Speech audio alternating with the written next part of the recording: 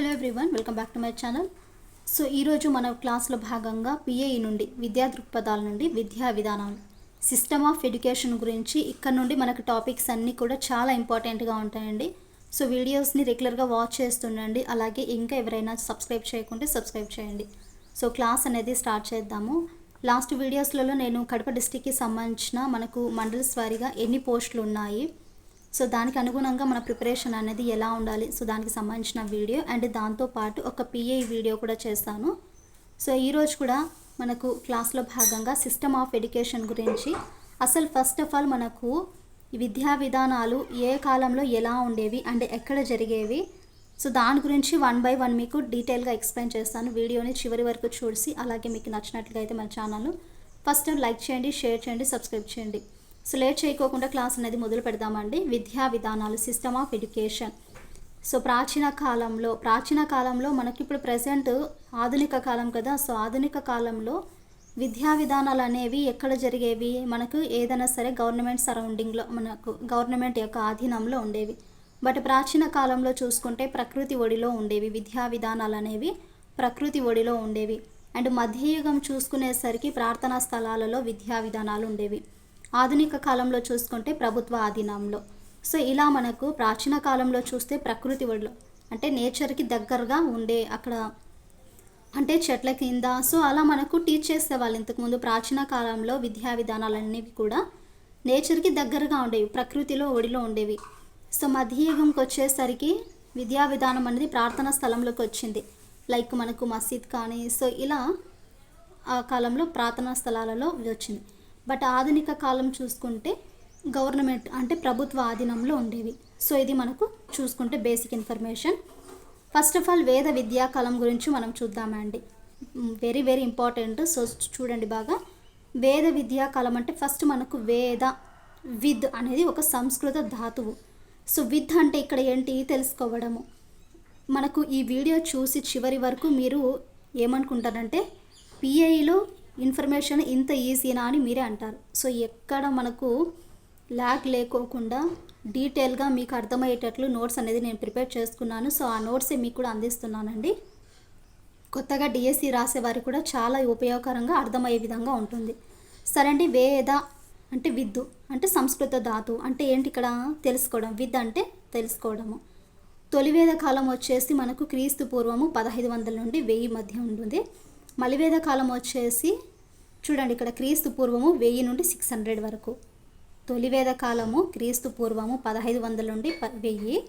మలివేద కాలం వచ్చేసి క్రీస్తు పూర్వము 1000 నుండి 600.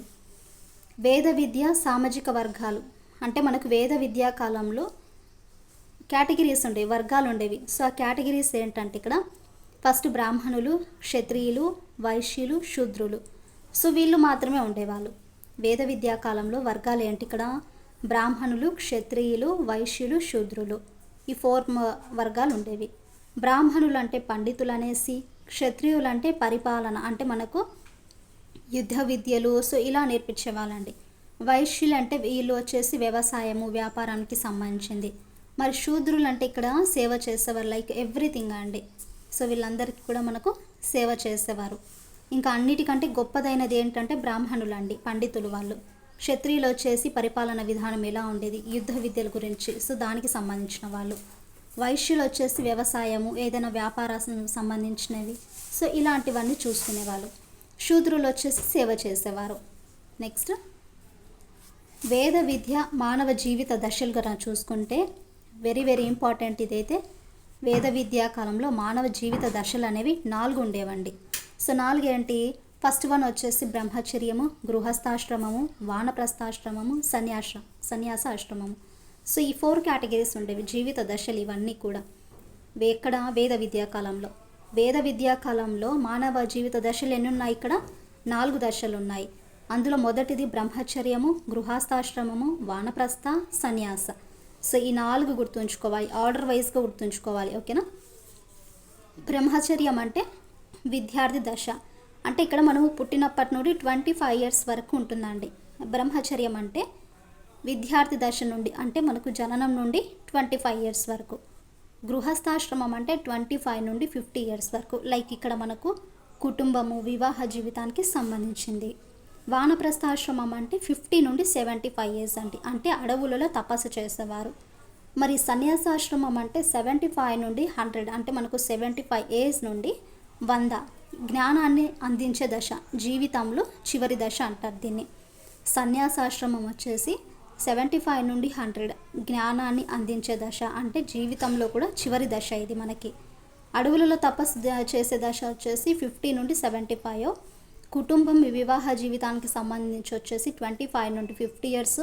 బ్రహ్మచర్యం వచ్చేసి జననం టు 25 ఇయర్స్ అంటే విద్యార్థి దశ.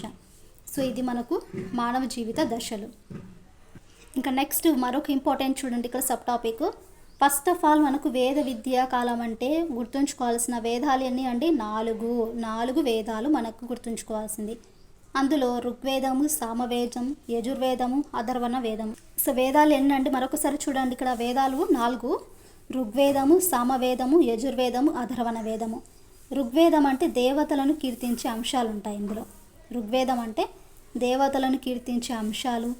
సామవేదం అంటే కల్చర్స్, ఆచారాలు, గేయాలు. యజుర్వేదం అంటే యజ్ఞ యాగాది అంటే క్రమాలు అంటే కృతులు. అథర్వణ వేదం వచ్చేసి అతీత శక్తులు, వ్యాధులకు వ్యతిరేకంగా ఉచ్చరించే మంత్రాలు.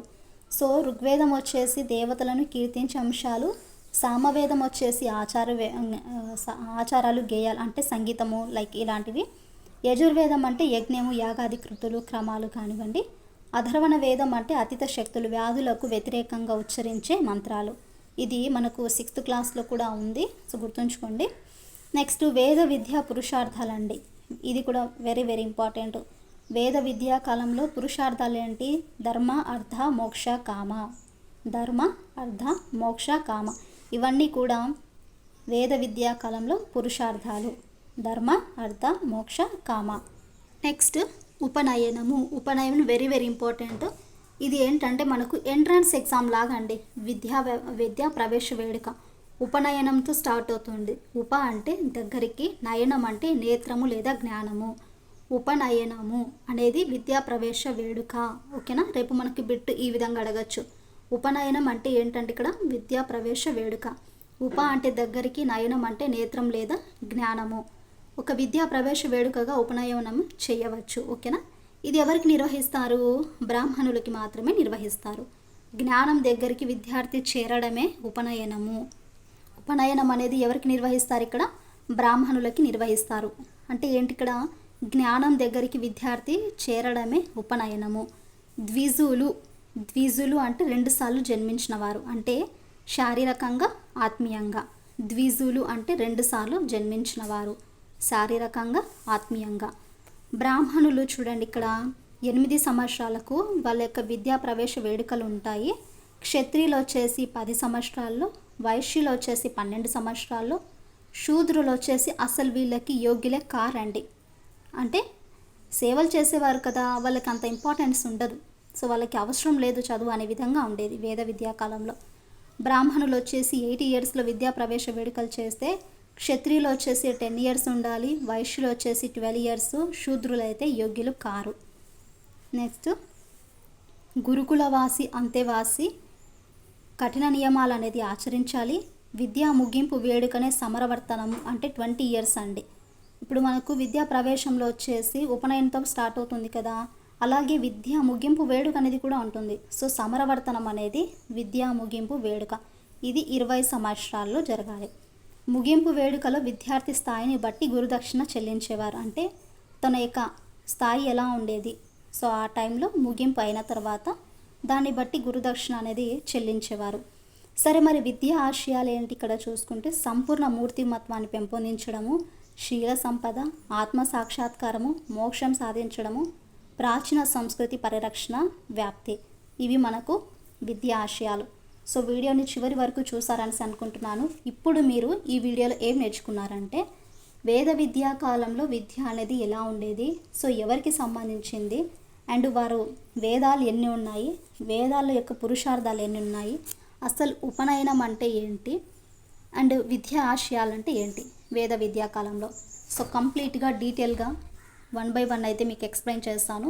సో వీడియోని అర్థం కాకపోతే 1 or 2 times రిపీట్గా చూడండి. అలాగే మీకు నచ్చినట్లయితే ఛానల్ని సబ్స్క్రైబ్ చేయండి. నెక్స్ట్ క్లాస్లో వచ్చేసి విద్యా ప్రణాళిక గురించి అయితే చూద్దామండి. విద్యా విధానంలోనే విద్యా ప్రణాళిక అనేది ఎలా ఉండేది, సో దానికి సంబంధించిన వీడియో అయితే చేస్తాను.